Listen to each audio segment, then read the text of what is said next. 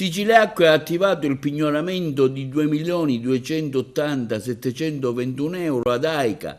Lo scontro giudiziario tra Siciliacque SpA, società che gestisce il sistema di approvvigionamento idrico all'ingrosso in Sicilia, e l'AICA, l'azienda idrica dei comuni agrigentini, gestore del servizio idrico integrato, per gran parte della provincia si arricchisce di un nuovo evento.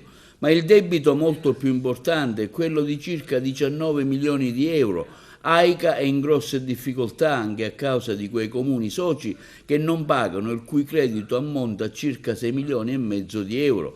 E c'è già fermo, restando il pignoramento disposto dal Tribunale, chi, come il sindaco di Raffadali Silvio Cuffaro, chiede al presidente della regione Schifani il commissariamento dell'AICA per garantire la continuità del servizio idrico integrato.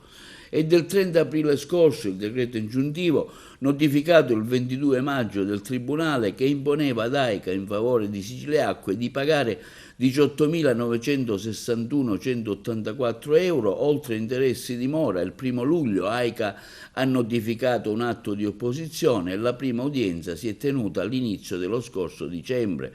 Il giudice ha concesso una provvisoria esecuzione parziale del decreto ingiuntivo per 2 milioni di euro.